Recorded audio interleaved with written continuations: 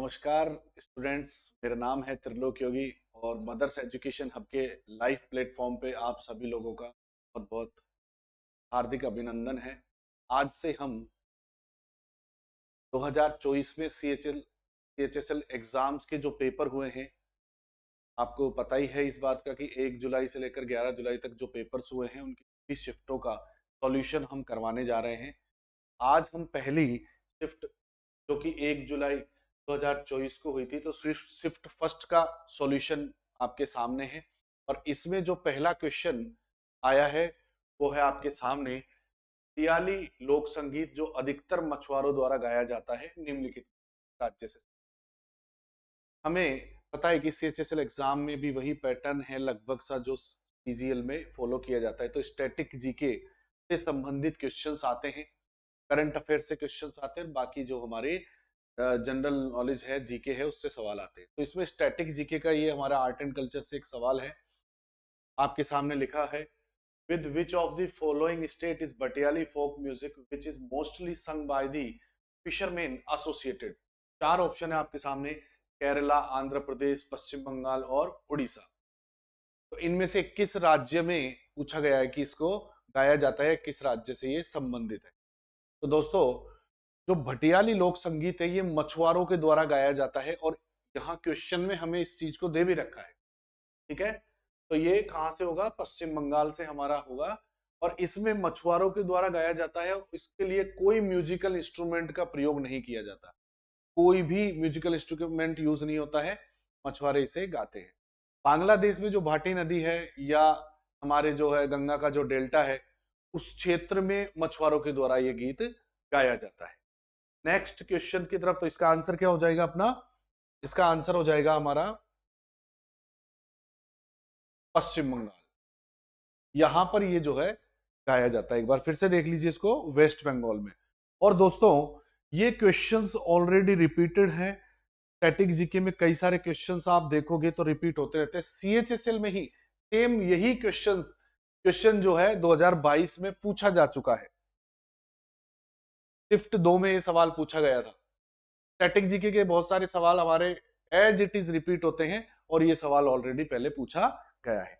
Next question की तरफ बढ़ते हैं और पूछा गया है, national institute of mountaineering and adventure sport NIMS is located. मतलब जगह पूछी गई है नेशनल इंस्टीट्यूट के लिए। ऑर्गेनाइजेशन से संबंधित क्वेश्चन जो है आते हैं हमारे स्टैटिक जीके में, और इसमें जो है आपसे हमारा एक राष्ट्रीय स्तर का संस्थान पूछा जाता है। तो यहाँ पर संस्थान पूछा गया है, तो ये संस्थान इन्होंने खुद ही बताया है कि माउंटेनियरिंग एंड एडवेंचर स्पोर्ट्स कहाँ, किस राज्य में अवस्थित है। तो आप लोग जरा पहचानिए, क्या ये नागालैंड में है, अरुणाचल प्रदेश, मिजोरम, हिमाचल प्रदेश? 4 ऑप्शंस आपके सामने हैं यहाँ पे। तो इसमें आपने अब तक मुझे लगता है इसका आंसर लगा लिया होगा, इसका उत्तर आपके सामने आ गया होगा। ये हमारा कहां पर आएगा? अरुणाचल प्रदेश में। इसका आंसर हमारा क्या हो जाएगा? अरुणाचल प्रदेश। ये जो राष्ट्रीय पर्वतारोहण और साहसिक खेल संस्थान है, ये कई सारी एक्टिविटीज को जो है, एडवेंचर से रिलेटेड एक्टिविटीज को जो है ट्रेनिंग देते हैं। स्कूबा डाइविंग हो गई, पैरा मोटर्स हो गए, पैराग्लाइडिंग हो गए, ये सारे प्रकार की जो है ट्रेनिंग, ये हमारा राष्ट्रीय पर्वतारोहण और साहसिक खेल संस्थान जो है इसकी ट्रेनिंग देता है। आपने देखा होगा पैराग्लाइडिंग करते हैं, वाटर राफ्टिंग करते हैं, ये सारी चीजें ये करवाते हैं। नेक्स्ट क्वेश्चन की तरफ बढ़ते हैं हम, और नेक्स्ट क्वेश्चन में है, निम्नलिखित में से किस राज्य केंद्र शासित प्रदेश में भारत की पहली पूर्णतया 100% डिजिटल साक्षर पंचायत है? बहुत आसान सवाल है, काफी ज्यादा चर्चाओं में रहा था। और 800 से अधिक जो सेवाएं हैं इस ग्राम पंचायत में ऑनलाइन है। और इसका नाम जो है, ये है 2022 की बात है ना, सितंबर 2022 में इसको जो है दिया गया था। और ये है तिरुवनंतपुरम।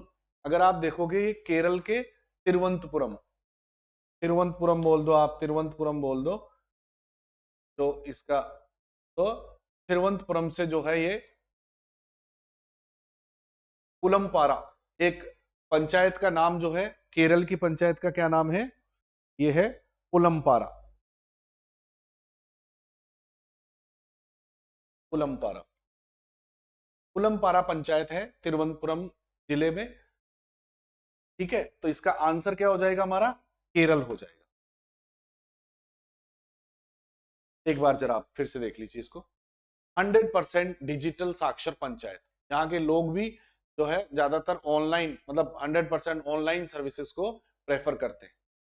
जितनी भी गवर्नमेंट की स्कीम्स है वो आपको सब ऑनलाइन अवेलेबल है, इसीलिए इसको डिजिटल साक्षर पंचायत कहा। अगला देखिए, लंगवीर, और फिर जगह छोड़ दी है, पूछा गया है राज्य का एक लोक नृत्य है। लंगवीर नृत्य is a folk dance from the state of. चार ऑप्शन है आपके सामने और चार ऑप्शन में से आपको इसका आंसर देना है। कहां का हो जाएगा ये? इसका आंसर हो जाएगा उत्तराखंड। उत्तराखंड राज्य में लंगवीर नृत्य तेहरी गढ़वाल रीजन में करवाया जाता है, किया जाता है। तेहरी गढ़वाल रीजन। और मेनली ये क्या है, मुख्य रूप से पुरुषों के द्वारा ही किया जाता है, परफॉर्म्ड बाय मैन। पुरुषों के द्वारा किया जाता है। तो अगर आप थोड़ा सा डिटेल लिखना चाहते हैं तो साथ के साथ में आप इसको नोट करते हुए चलिए। आई होप लिख लिया होगा आपने। आगे बढ़ते हैं और अगला क्वेश्चन है हमारा इसमें, आर्य समाज के संस्थापक कौन थे? तो ये देखो हमारे जो है मॉडर्न हिस्ट्री से सवाल है, जहां से रिफॉर्म से, सुधारों से संबंधित एक सवाल हमारा बन जाता है। इसमें से पूछा गया है आर्य समाज के संस्थापक कौन थे। तो आपको नाम याद होगा इनका कि आर्य समाज की स्थापना किसने की? दयानंद सरस्वती ने 1875 में बॉम्बे से। ठीक है, उस समय बॉम्बे कहा जाता था। तो 1875 में बॉम्बे में इसकी स्थापना की गई।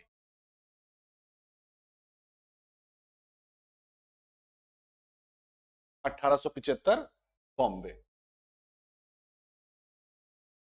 आपको याद होगा आर्य समाज, आपने पढ़ा होगा मॉडर्न हिस्ट्री में, आर्य समाज जो है किस चीज के लिए कार्य करता था? ये विडो रिमेरिज के लिए, गर्ल जो है मैरिज उनको रोकने के लिए, गर्ल्स को पढ़ाने के लिए ये जो है कार्य करता। अगला देखिए आपका, भारत का प्रायद्वीपीय पठार पहले किस महाद्वीप का भाग था?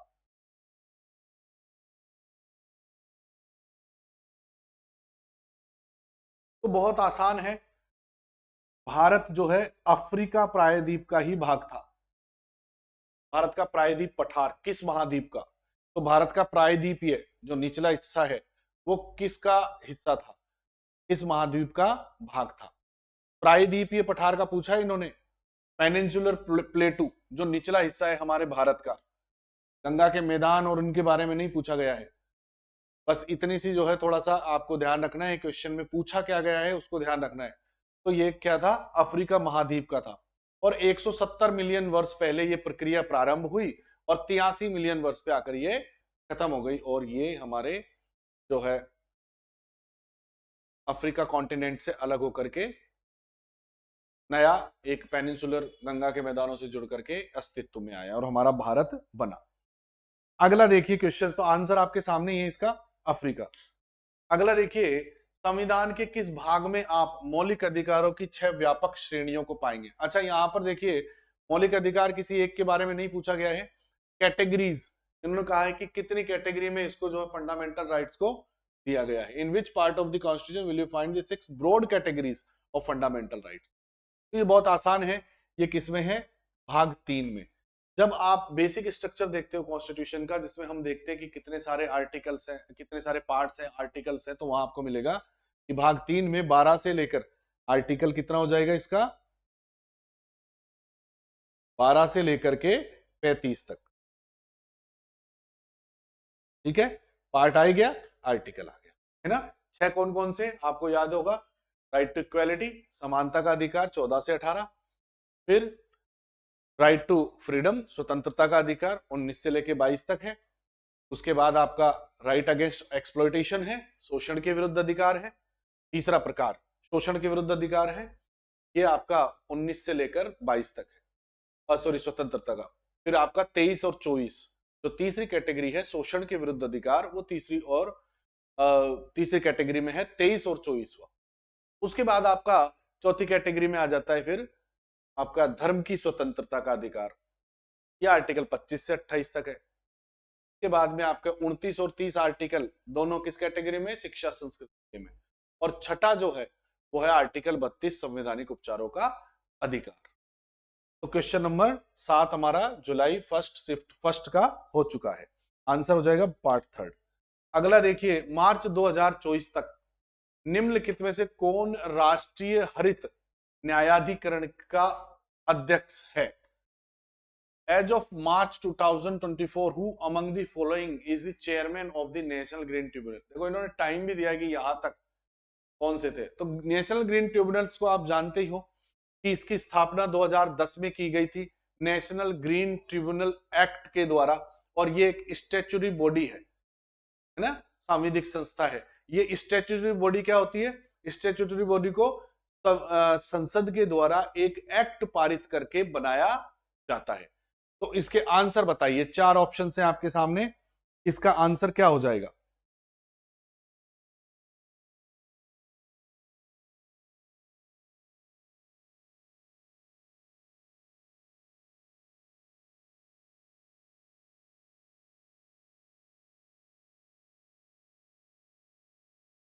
चलिए इसका आंसर मैं बता देता हूं, क्या हो जाएगा? प्रकाश श्रीवास्तव।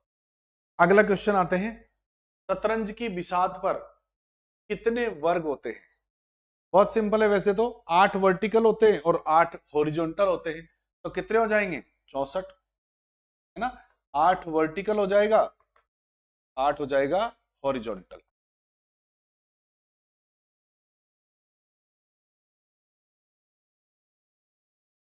और आपके ये कितने हो जाएंगे? आंसर इसका क्या हो जाएगा? 64। अगला देखिए क्वेश्चन नंबर 10, भारत में नागरिकता के अधिकार को विनियमित करने की शक्ति किसके पास है? Who has the power to regulate the right of citizenship in India? देखिए ये आपको मिलेगा, और आंसर तो इसका क्या हो जाएगा? संसद हो जाएगा। लेकिन अगर आप थोड़ा सा जानना चाहेंगे तो पता चलेगा कि आर्टिकल 11 संविधान का अनुच्छेद 11 क्या कहता है कि नागरिकता से संबंधित प्रावधान या नागरिकता इससे रिलेटेड प्रोविजंस को रेगुलेट करने का पावर केवल और केवल पार्लियामेंट को है, ना कि स्टेट लेजिस्लेचर्स को। राज्य की विधायिका इसमें कुछ नहीं कर सकती। और संसद ने इसको रेगुलेट करने के लिए एक कानून भी बनाया है, उस कानून का नाम है भारतीय नागरिकता अधिनियम 1955, इंडियन सिटीजनशिप एक्ट। ठीक है, ये बनाया गया नागरिकता के अधिकार को विनियमित करने के लिए, सिटीजनशिप एक्ट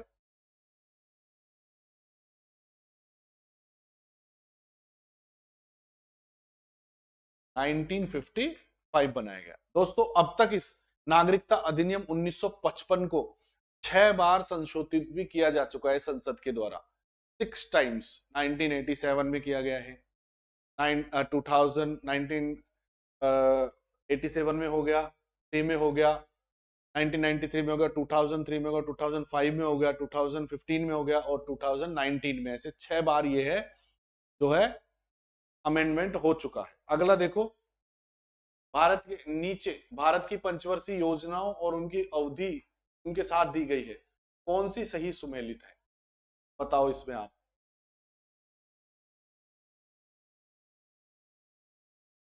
कौन सी सही सुमेलित है? ए सेकंड 5 ईयर 56 से 57 से लेके 60 61 तक, या दूसरी इसमें तो बी ऑप्शन दिया गया थर्ड 5 ईयर प्लान। ठीक है, अब इसके थोड़े ऑप्शंस आपको आगे मिलेंगे, है ना। ये यहाँ क्या हो गया अपना क्वेश्चन, और ए बी सी दे दिया, और फिर यहां पर क्या ए बी सी डी, इनमें से बता दो कौन सा एक है। ठीक है, थोड़ा डी इसमें मुझे लग रहा है मिसिंग हो गया है और इधर है नहीं, तो हम क्या लगाएंगे इसको, वो डी का आप लगा लो इसके बाद का। जैसे चौथी पंचवर्षीय तो 5वीं पंचवर्षीय योजना के लिए उन्होंने यहाँ पे दिया है। अब आंसर क्या हो जाएगा इसमें अपना? आंसर हो जाएगा ए और बी दोनों सही है यहां, है ना। पंचवर्षीय योजनाएं क्या है? पंचवर्षीय योजना भारत के विकास के लिए पंचवर्षीय योजनाएं बनाई जाती थी, किसके द्वारा? योजना आयोग के द्वारा 1950 में। 1950 में योजना आयोग की स्थापना हुई और फिर उन्होंने पंचवर्षीय योजनाओं को रखा। तो इसका आंसर क्या हो जाएगा यहां पे? हमें दोनों ही सही है। देखो आप दोनों में कौन सा आ जाएगा? ए में सेकंड 5 ईयर प्लान 56, 57, 60, 61 तक, और फिर थर्ड 5 ईयर प्लान जो कि आपका 60, 61 से लेकर 65 से। बहुत इजी सवाल है, जब आप इसकी टाइमलाइन देखोगे तो ये आपको मिल जाएगा। अगला आते हैं, what is the balance of trade of a country?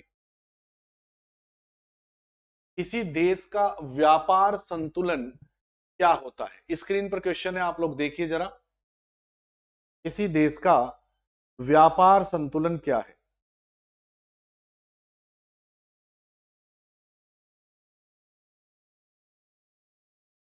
चलिए, आंसर हो जाएगा इसका, नहीं, अंतरराष्ट्रीय व्यापार का अनुपात होगा ही नहीं, आयातों की संख्या ये होगा ही नहीं। तो व्यापार संतुलन का मतलब होता है आयात और निर्यात के बीच का अंतर कितना है, ज्यादा है कम है, ये क्या कहलाएगा? व्यापार संतुलन। अगला देखिए, दलेर मेहंदी आप जानते ही हो। दलेर मेहंदी को कौन नहीं जानता है? पंजाबी जो है पॉप गीतों के प्रसिद्ध गायक है, और पंजाब पॉप गीतों का जो शुरुआत है वो भी यहीं से, इन्हीं से माने जाती है कि भारत में पॉप गीतों को यही लेकर के आए। तो ये किसके हैं? पंजाबी भाषा के पॉप गीतों के एक प्रसिद्ध गायक है। पहले शादियों में आपको अगर याद होगा तो शादियों में केवल दलेर मेहंदी के गाने बजते थे। हायो रब्बा एक तो बहुत फेमस एक इनका गाना था, वो काफी बजता था शादियों, आज भी बजता है। तो आंसर हो जाएगा पंजाबी। अगला देखिए, क्वेश्चन है, जोहानस निकोलस ब्रोंस्टेड और थॉमस मार्टिन लोरी ने अम्ल और क्षार की मूल अवधारणा का प्रस्ताव किस वर्ष में दिया था? In which year did Jonas Nicolaus Bronsted and Thomas Martin Lowry proposes the fundamental concept of acids and bases? Acids और बेसिस का जो है ना, इन्हें मूल अवधारणा कब दी गई? चार ऑप्शन है, 1928, 21, 25, 23। तो इसके लिए कब दिया गया, ये जरा आप लोग आंसर बताइए। तो ये हो जाएगा आपका आंसर, 1923 में इन दोनों ने इसको दिया। नेक्स्ट बढ़ते हैं, भारत ने पहली बार एशियाई खेलों की मेजबानी किस वर्ष में की? देखो, पहली बार इनको जो है भारत ने मेजबानी की, शुरुआत भी पहली बार इनकी 1951 में एशियाई खेलों से हुई। इनको एशियाई खेल या एशियाड कहा जाता है, और 1951 में पहली बार की मेजबानी ही भारत ने की थी। यहां पर लिखो भारत ने पहली बार एशियाई, तो पहली बार स्थापित भी तब हुए और इनकी मेजबानी भी भारत ने तभी की है। ठीक है, ये कब होते हैं? 4 सालों में एक बार होते हैं। 1951 इसका आंसर हो जाएगा। ठीक है, और 4 सालों में ये एक बार आयोजित होते हैं।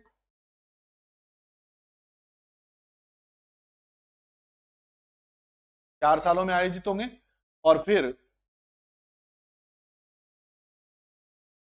आपने देखा 2022 के, अब अगर हम लेटेस्ट बात करें तो कब हुए ये? 2022 में। 2022 में कहां हुए? चीन के हांगजू शहर में हुए ये, हांगजू प्रांत में। और अब 2026 में होंगे नेक्स्ट नगोया जापान में। ठीक है, ये चाइना में हुए थे, और अब जो अगले होंगे 2026 में ये नगोया जापान। ये थोड़ा आप लोग ध्यान रखना, करंट से रिलेटेड। तो आंसर हो गया 1951, लास्ट चाइना के होंगजू प्रांत में हुए, और ये नगोया जापान में नेक्स्ट 1926 में होंगे। आगे बढ़ते हैं, राज्य, देखो सवाल पूछेगा, former minister of the state and former president of BJP alliances partner IPFT received the Padmashri award posthumously in 2023। राज्य के पूर्व मंत्री और भाजपा गठबंधन सहयोगी आईपीएफटी के पूर्व अध्यक्ष पद्मश्री। अब देखो ये पद्मश्री वगैरह, हालांकि मैं ये नहीं कहूंगा कि नहीं पढ़ना चाहिए, पर अब ये पद्मश्री वगैरह कोई बहुत स्पेशल होते हैं ऐसे, जिनको अपने को देखना है, अदरवाइज हम याद नहीं कर सकते। 90, 100, 103 ना, 95, इस प्रकार की संख्या में जो है पद्मश्री अवार्ड दिए जाते हैं। तो ये हम इतने, तो क्या आंसर हो जाएगा? नरेंद्र चंद्र देव वर्मा, इनका आंसर हो जाएगा नरेंद्र चंद्र देव वर्मा। अगला देखो,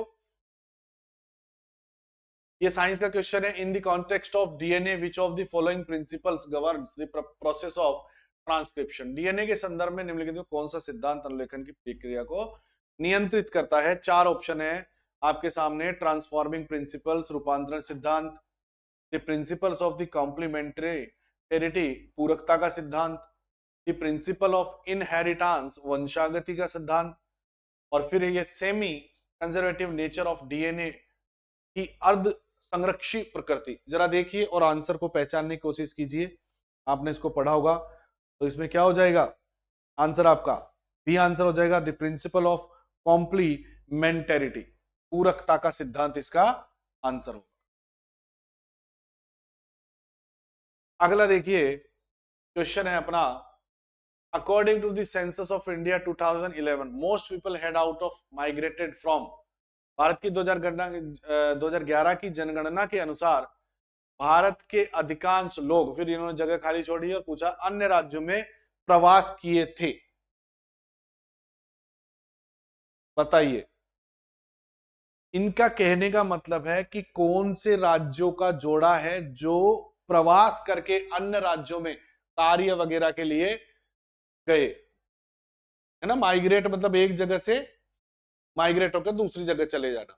तो यहां पर सिंपल है, आप कहने की जरूरत ही नहीं है। सबसे ज्यादा जो हमारे मजदूर हमें सब जगह मिलेंगे कार्य करने के लिए, यहां अधिकांश लोगों की बात की है तो अधिकांश लोग उन्हीं में से ही हैं। ये क्या होंगे? उत्तर प्रदेश और बिहार से। आप देखते हो ना हर जगह जो आपको मिल जाएंगे लोग, तो ये ज्यादातर लोग जो है लेबर वेबर के रूप में इन्होंने प्रवास किया था। तो ये आपका राज्यों में प्रवास किया।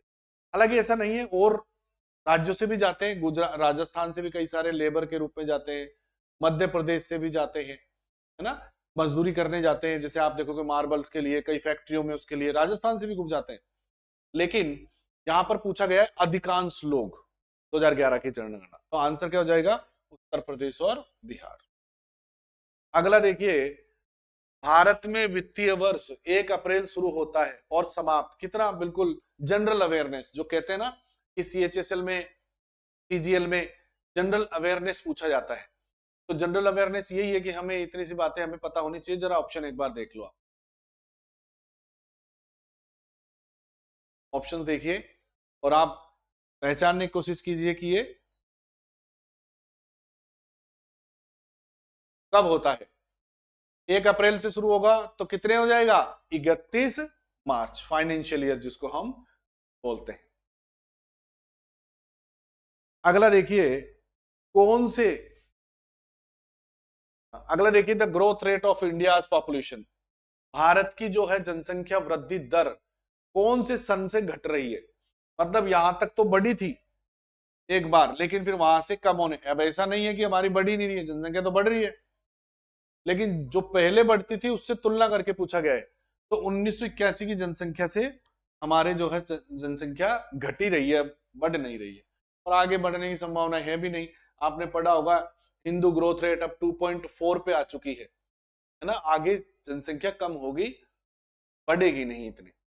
अभी जो 1980, मान लीजिए 1970 के दशक के जो लोग हैं वो चल रहे हैं। अब देखो जब वो आगे 2030-40 तक टिक पाएंगे, उसके बाद में जो जनसंख्या में अच्छी खासी गिरावट दिखेगी, कि उस समय के जो जन्म दर है, उस तरह की वृद्धि है वो काफी ज्यादा है, और फिर वो एकदम से उसकी गिरावट आगे दिखाई। ठीक है, तो अगला देखते हैं क्वेश्चन। अब ये कंप्यूटर का क्वेश्चन आ गया हमारा। एवरेज फंक्शन में से किस टूल के ड्रॉप डाउन मेन्यू में सूचीबद्ध होता है? Average function is listed in drop down menu of which of the following tools? तो इसका आंसर हो जाएगा ऑटो सम फंक्शन। अब देखो ये फिर से आपका, देखिए तीसरा क्वेश्चन है इसमें। 25 में से 3 क्वेश्चन केवल कल्चर के हैं, जिनमें आपने देखा एक डांस का पूछ लिया गया, एक म्यूजिक का पूछ लिया गया, और फिर से आपका कल्चर से एक फेयर एंड फेस्टिवल का आ गया। मैं हमेशा क्लासों में बताता हूं आपको कि ये इतना इंपॉर्टेंट है कि आपके 2-3 क्वेश्चन तो इससे मिल ही जाएंगे आपको हर एग्जाम में, हर शिफ्ट में। आप देखना आगे भी तो पूछा गया है सकेवा। क्वेश्चन आपके सामने है सकेवा, फिर गैप दिया गया कीरत खंबू राय समुदाय, ये गोंडा का ही एक शब्द है। मैंने आपको हिंट भी दे दिया है, तो आपको जो है बताना है कि ये कहां मनाया जाता है, किस राज्य में मनाया। इन्होंने तो बहुत सिंपल पूछा है कि सकेवा जो है कीरत खंबू राय समुदाय द्वारा मनाया जाने वाला एक धार्मिक त्योहार है, तो किस राज्य से संबंधित है ना। बहुत सिंपल पूछा है इन्होंने। मैं आपको बता दूं दोस्तों कि 9 दिन तक चलने वाला त्योहार है, जो कि अपने हिंदू कैलेंडर के अनुसार वैशाख पूर्णिमा से शुरू होता है। ठीक है, सिक्किम का है और वैशाख पूर्णिमा से ये प्रारंभ होता है। ठीक है, वैशाख पूर्णिमा से प्रारंभ होता है और 9 दिनों तक चलता है।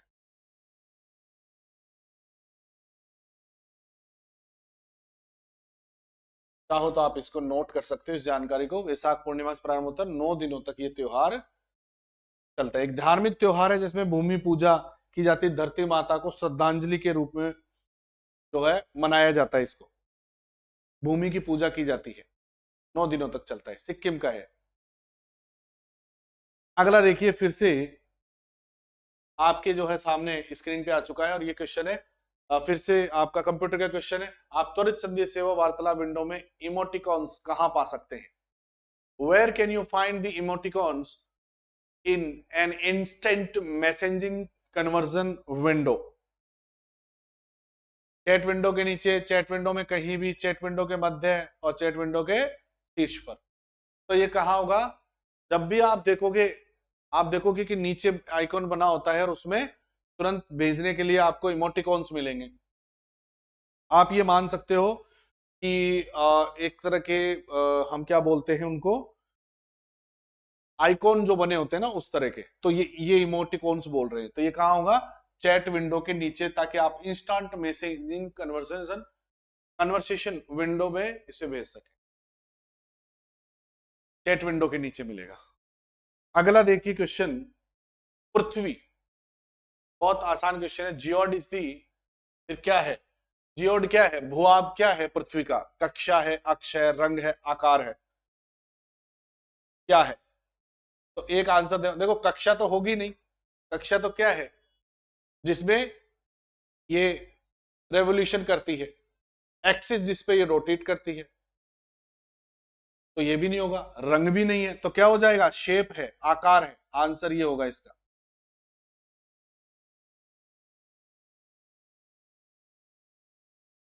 क्या हो जाएगा? इसका शेप हो जाएगा ये।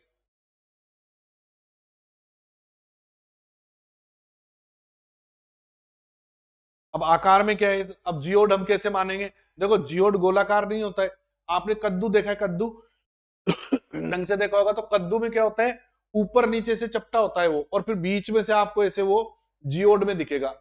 गोल नहीं होती है। तो पृथ्वी गोल नहीं है, ध्रुवों पर से थोड़ी चपटी है।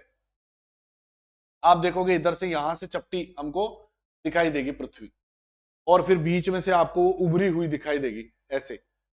जैसे कद्दू देखना आप, कद्दू क्या करते याद कर लो, ये इसमें आपको सेम एक जो नहीं, कद्दू थोड़ा ज्यादा चपटा होता है ना, थोड़ा सा अंतर है, पर उस तरह की शेप आप देख सकते हो। इमेजेज आपने देखी हुई है ही सही। तो जियोड क्या है? ये पृथ्वी का शेप है। अगला देखिए क्वेश्चन, निम्नलिखित में से व्रत कोश, व्रत कथा कोश के लेखक। देखो, आर्ट एंड कल्चर से फिर एक क्वेश्चन आ गया, मतलब 4 क्वेश्चन हो गए हमारे केवल आर्ट एंड कल्चर से। और स्टैटिक जीके से अगर आप देखोगे तो आप देखो, 4 तो ये, और 3-4 क्वेश्चन, जैसे जीके का हम बात करें जनरल नॉलेज में, तो पॉलिटी के 2-3 सवाल आए हैं, ज्योग्राफी का एक आया अब तक। ठीक है, हिस्ट्री में मॉडर्न हिस्ट्री का एक सवाल हमने डिस्कस किया था, आर्य समाज का। और फिर से ये देखो, तो 5-7 क्वेश्चन आपके आने हैं, जिनमें से किताबें, बुक ऑथर्स आते ही आते हैं, इनमें लेखक और किताबें पूछ ली जाती है। ठीक है, और आपका जो है इसमें क्वेश्चन है 25वां, निम्नलिखित में से कौन सा व्रत कथा कोश के लेखक है? तो क्या हो जाएगा आंसर व्रत कथा कोश के? बताइए। हरिशेन हो जाएगा। ठीक है। गुप्त वंश के राजा समुद्रगुप्त के दरबारी कवि थे हरिशेन, आप सबको मालूम होगा, पढ़ा होगा आप लोगों ने। गुप्त वंश के, गुप्त साम्राज्य के राजा चंद्रगुप्त बोल दिया मैंने गलत, ये स्लिप ऑफ टंग हो गया। समुद्रगुप्त, समुद्रगुप्त के क्या थे, ये दरबारी कवि थे, आप इसको नोट भी कर सकते हो। और अलग अलग देखोगे आप तो दांडी को दिया गया, तो दांडी की प्रसिद्ध कौन सी है पुस्तक, 10 कुमार चरितम है, ठीक है। और संस्कृत के महान कवि रहे ये भी। हर्ष क्या है, ये भी चौथी, हरिशंकर सॉरी बहुभूति, बहुभूति पे आते हैं हम लोग। बहुभूति भी 8वीं शताब्दी के संस्कृत के प्रकांड विद्वान रहे हैं। इनके भी एक किताब है उत्तर रामचरितम, ठीक है। तो इस प्रकार से आप देखोगे तो ये आपको दिखाई देंगे कि इनकी अपने को किताबें याद कर लेनी मेन मेन। मुश्किल से आपको 125-150 किताबें हैं जो प्राचीन भारत की किताबें, उनके लेखकों का नाम याद करना। अब देखो ये संख्या पे मत जाना, और सर आपने तो बोल दिया आप 100-150 कैसे याद करेंगे। करते करते क्वेश्चंस लगाते लगाते अपने आप हो जाएगा, और करना ही पड़ेगा इनसे क्वेश्चंस रेगुलर। तो आपकी अभी हमने कौन सी शिफ्ट कंप्लीट कर ली है, पहली शिफ्ट जुलाई 1 की हमने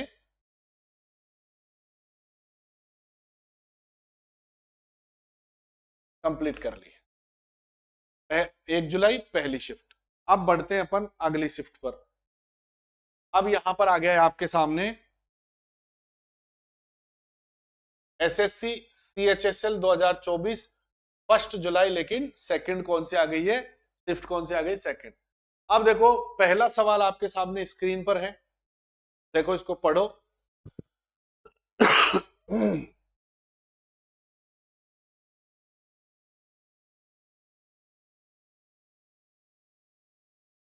और इसका आंसर दो।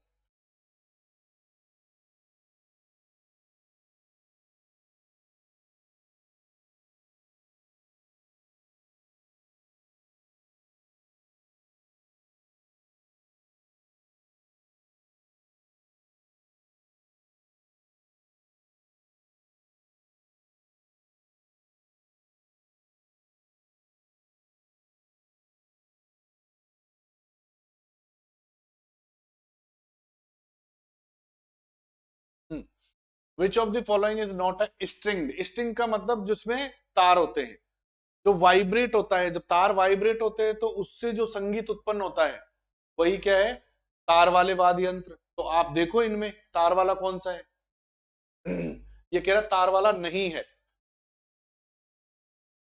बाकी तो तार वाले ही हैं सारे। आप देख लो सारंगी, गिटार, वायलिन, कह रहा तार वाला वाद्य यंत्र नहीं है, तो कौन सा नहीं है तार वाला, बांसुरी। बांसुरी को, फ्लूट को बजाया जाता है, इसमें तार नहीं है, बाकी सारे तीनों ही तार वाले हैं। अगला क्वेश्चन आते हैं अपन, एक जनरल अवेयरनेस के ऊपर आधारित है, इसमें कोई ऐसा बहुत बड़ी साइंस नहीं है। दूसरा क्वेश्चन स्क्रीन पे आपके सामने पढ़िए, स्क्रीन पर दे रखा है। According to the National Crime Record Bureau data from 2016 to 2019, suicide cases due to unemployment have increased. कहा गया है कि बेरोजगारी के कारण आत्महत्या के मामलों में कितने प्रतिशत की वृद्धि हुई है। तो देखो ये आधिकारिक डाटा है दोस्तों, इस आधिकारिक डाटा में क्या है, 24% आंसर हो जाएगा इसका, है ना। कौन जारी करता है, राष्ट्रीय अपराध रिकॉर्ड ब्यूरो डाटा। आते हैं अगले क्वेश्चन पे। तीसरा क्वेश्चन आपके सामने, विच of the following is not one of the main pillars of the Namami Gange programme launched by Government of India. तो देखो ये भी एक बहुत बड़ा स्कीम्स है ना, गवर्नमेंट की स्कीम्स या प्रोग्राम्स, हमारे एक क्वेश्चन आता ही आता है दोस्तों, इसको जरूर जितनी भी हमारी स्कीम्स है उसको याद करनी है। तो अब आते हैं नमामि गंगे किससे था साहब, सेवेज ट्रीटमेंट इंफ्रास्ट्रक्चर से, मल जल उपचार से, औद्योगिक अपशिष्ट से, नदी जड़ों विकास से, रिवर लिंकेज डेवलपमेंट से, रिवर फ्रंट डेवलपमेंट से। बताओ, नहीं ही बताना है तो आप समझ ही गए होंगे, बहुत ही आसान उत्तर है। अरे नदी जोड़ो विकास अलग है, अब चूंकि नमामि गंगे, गंगा को साफ करने से संबंधित पूछे गए हैं, तो ये तीनों ही हो जाएंगे, मल जल उपचार का, औद्योगिक अपशिष्ट का, और इसमें कौन सा नहीं होगा हमारा, ये वाला नहीं होगा। तो यही हमारा क्या हो जाएगा, आंसर। ठीक है, बाकी ये सब उसके कंपोनेंट थे, मेन पिलर्स थे नमामि गंगे कार्यक्रम के। अगला आइए, निम्नलिखित में से कौन सा, क्वेश्चन नंबर 4 पे आ चुके हैं हम लोग। विच of the following dances developed in the monasteries of Assam. बहुत ही आसान है ये सवाल। असम के मठों में कौन सा नृत्य है? तो देखो, असम के मठों में जो है दोस्तों, सतरिया नृत्य विकसित हुआ है। और आपको पता होगा, सतरिया को भारत के 8वें क्लासिकल डांस के रूप में मान्यता दी गई है। हमारे कल्चरल मिनिस्ट्री और संगीत नाटक अकादमी ने इसको 8वां लोक नृत्य माना है। 15वीं शताब्दी में इसका विकास हुआ था, और लोकल जो सतरिया थे उनसे मिलकर ही इस नृत्य का विकास हुआ, इसलिए इसका नाम भी क्या रख दिया, सतरिया। आंसर इसका क्या हो जाएगा, सतरिया।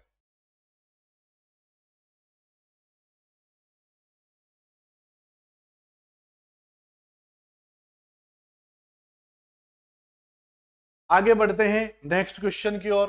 नेक्स्ट फिर से स्कीम से आ गया। देखो, भारत सरकार द्वारा स्वर्ण जयंती ग्राम स्वरोजगार योजना कब शुरू की गई थी? केवल वर्ष पूछा है।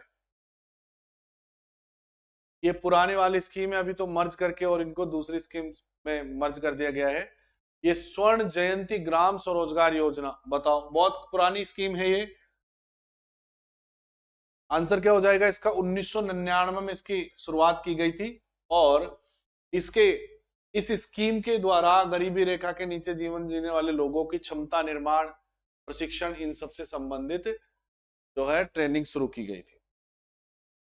अगला देखो क्वेश्चन, बहुत बहुत ही आसान क्वेश्चन है आपके सामने। कृषि संबंधित दी गई मुख्य विशेषताओं में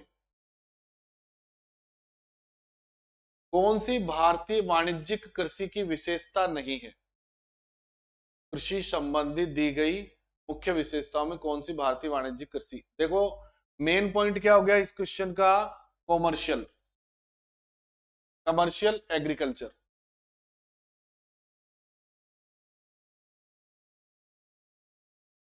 कमर्शियल एग्रीकल्चर।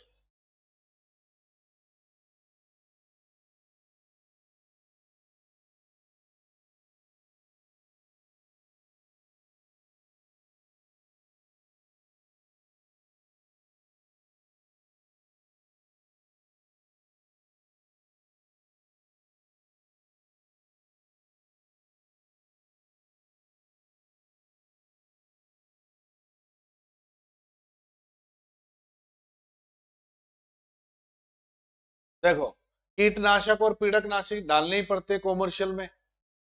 रासायनिक उर्वरकों का प्रयोग होता है उच्च पैदावार किस्म की बीजों का होगा ही होगा। तो क्या हो जाएगा, झूम कृषि। ये इसके में जो है भारतीय वाणिज्यिक कृषियों में नहीं है। इंडियन कॉमर्शियल फार्मिंग में कौन सी को इंक्लूड नहीं किया गया है, झूम खेती को। चलो अगले क्वेश्चन पे बढ़ते हैं दोस्तों। In year 2023 the government of India launched which of the following scheme to bring Indian origin researcher to higher education institutions?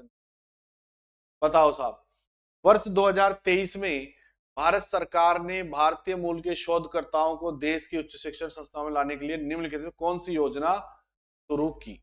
बताओ। इस योजना का नाम है दोस्तों वैभव। योजना का क्या नाम है, वैभव।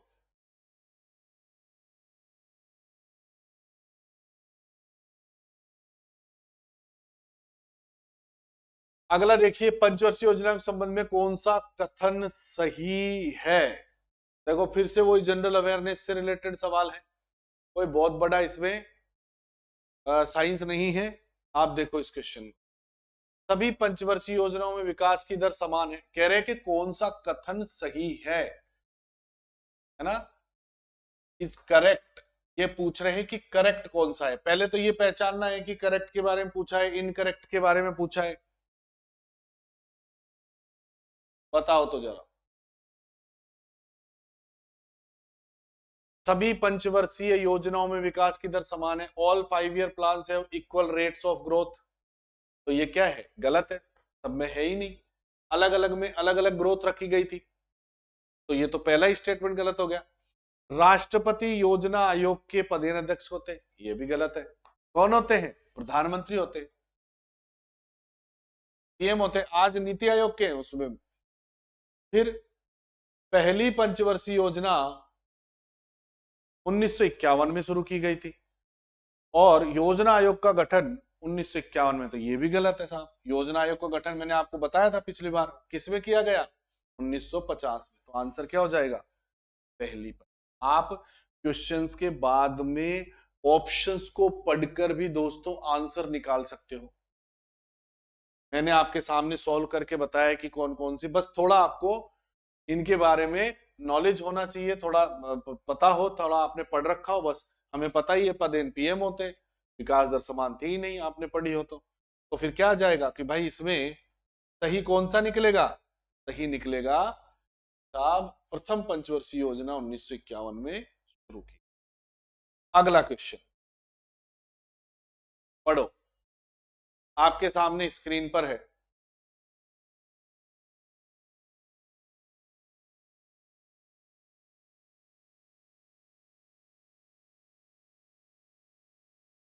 बादामी या वातापी चालुक्य मूल रूप से किस शक्ति के अधीन थे, देखो भारत के पश्चिमी दक्कन क्षेत्र में जो वातापी पुराने क्षेत्र को बोला जाता है, बादामी नया क्षेत्र है, नया नाम है, ठीक है, बादामी के कर्नाटकों के,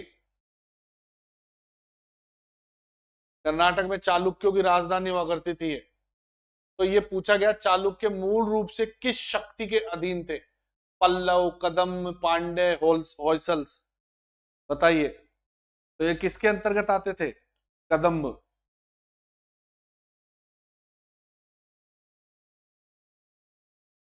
अब आते हैं अगले क्वेश्चन पे बढ़ते हैं, हम्पी उत्सव which is celebrated in Karnataka is also called the festival that capture the pomp, splendor and glory of historical period of Karnataka। तो देखो हम्पी को पहली बात तो आप याद रखो, स्टैटिक जीके का सवाल है, हम्पी को किस नाम से भी, विजय उत्सव के नाम से, अच्छे देखो ऑप्शन में बोल ही रहा था और पहले ही ऑप्शन में दे दिया विजय उत्सव को, ठीक है, तो कर्नाटक का जो है हम्पी जो है उत्सव, ये विजय उत्सव के नाम से भी मनाया जाता है। सरहुल यहां नहीं मनाया जाता, राजसी और सरहुल यहाँ का कौन सा है, सरहुल कहाँ का, जरा मैसेज करके बताओ सरहुल कहाँ का है, और काफी है, परीक्षा में आ चुका पहले भी सरहुल, कमेंट करके बताओ जरा।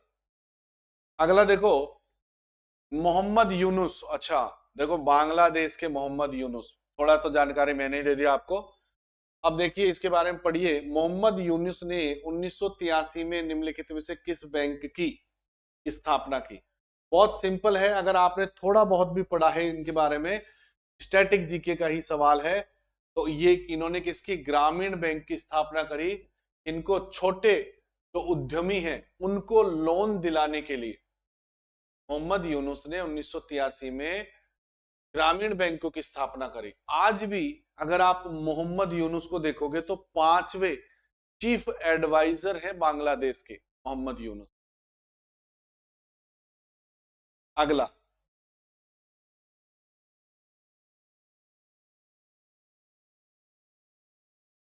निम्नलिखित में से किसने international shooting sports federation junior विश्व कप 2023 में पदक जीता है, 2023 का सवाल पूछा गया है साहब, ISSF international shooting sport federation का। 4 ऑप्शन है आपके, उमा महेश मदीनेनी, धनुष श्रीकांत, महेश पशुपति, राज कंवर सिंह संधू। बताइए इन चारों में से कौन सा आंसर हो जाएगा आपका? धनुष श्रीकांत, इन्होंने जीती है साहब जूनियर विश्व कप। अगला, सूर्य से पृथ्वी की दूरी केवल 2.8 गुना दूरी पर परिक्रमा करने वाला अब तक का सबसे निकटतम पौना ग्रह कौन सा है? तो देखो ये है सिरिस। निकटतम पौना ग्रह कौन सा है? सिरिस। कैसे? ये मंगल और बृहस्पति के बीच में परिक्रमा लगाता है, उन दोनों के ऑर्बिट के बीच में आता है ये सिरिस। तो इसको सबसे निकटतम, सूर्य से पृथ्वी की दूरी की केवल 2.8 गुना दूरी पर परिक्रमा करने वाला अब तक का सबसे निकटतम पौना ग्रह कौन सा हो जाएगा? सिरिस। तो सिरिस के बारे में तथ्य यही है जो मैंने आपको बताए हैं। अगला बढ़ते हैं क्वेश्चन की तरफ। अगला क्वेश्चन है आपका दोस्तों,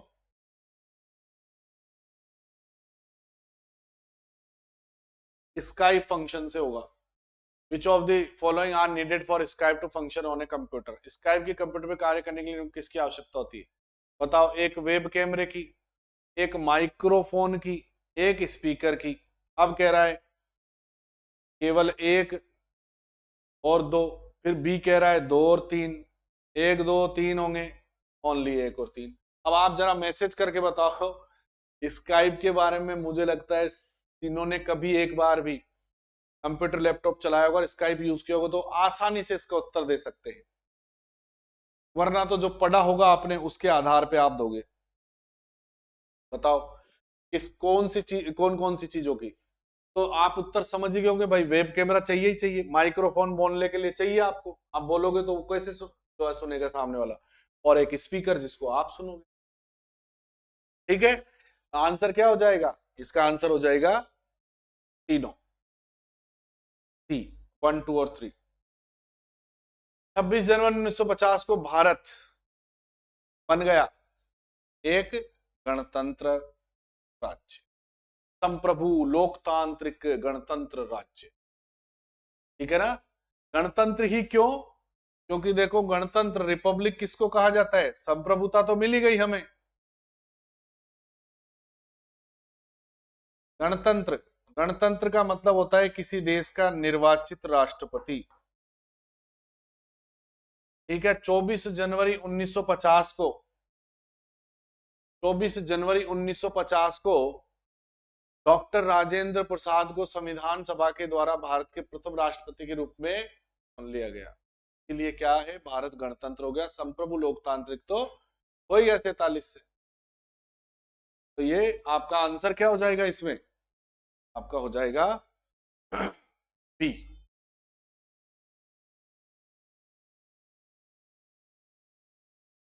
अगले तरफ बढ़ते हैं।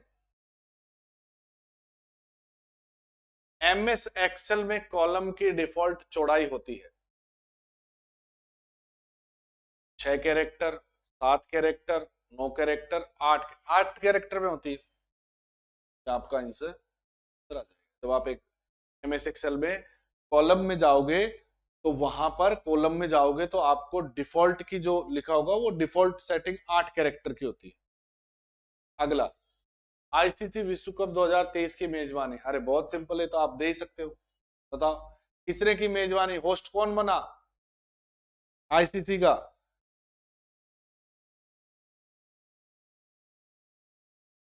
थोड़ी सी जानकारी मैं भी दे दूं आपको।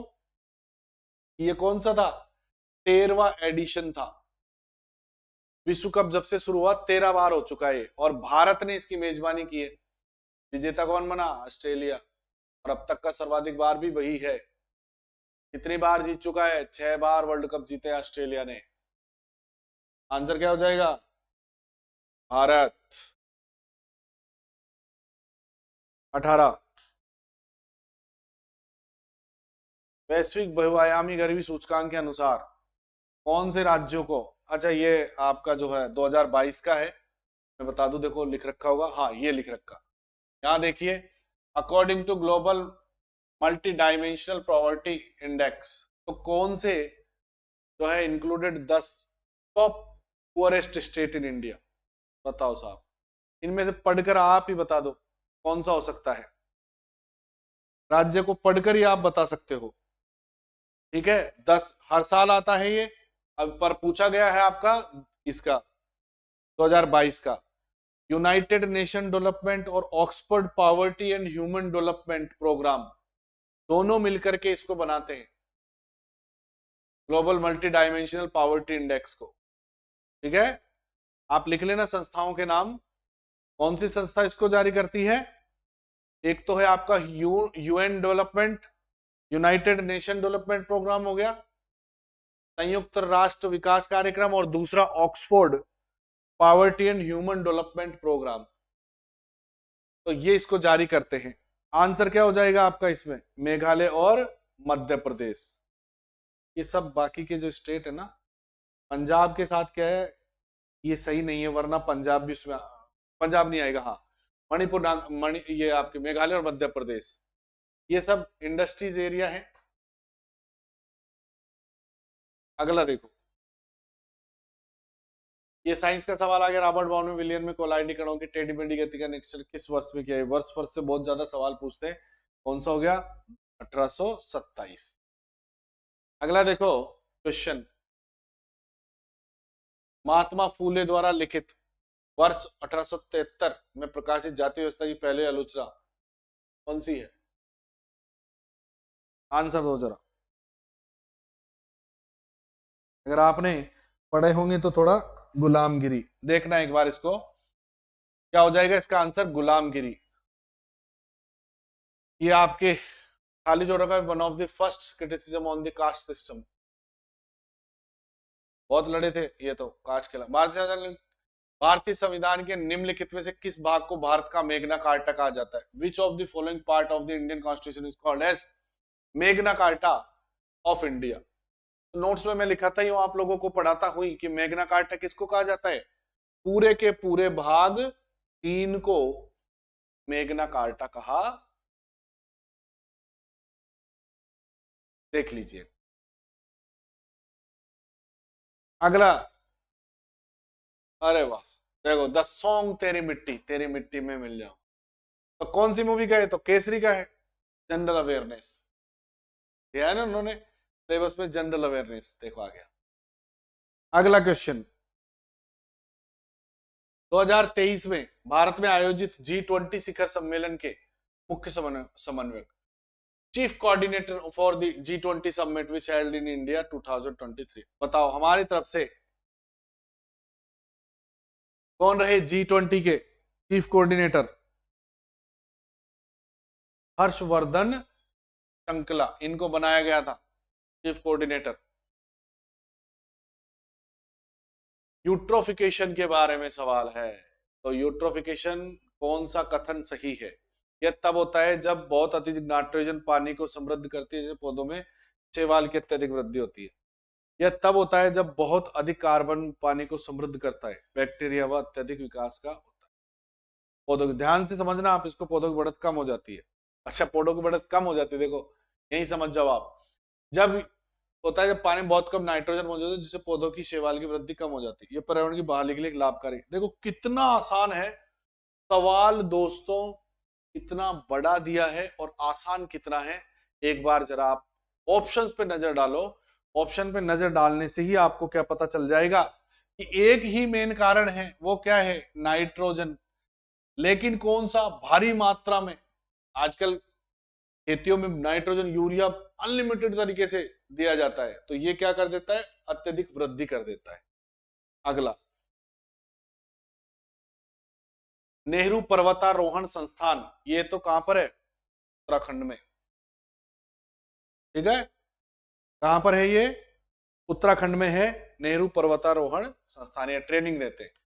तो दोस्तों ये 2 शिफ्ट में आपकी अभी करा चुका हूं, बाकी की शिफ्ट अपन कल करेंगे, ठीक है, 3 और 4। तो इस प्रकार पूरी जितनी भी 36 शिफ्ट हुई है हमारी, इन 36 शिफ्टों को हम एक एक करके इनका सॉल्यूशन आपको उपलब्ध हो गए दोस्तों। See you next in next class.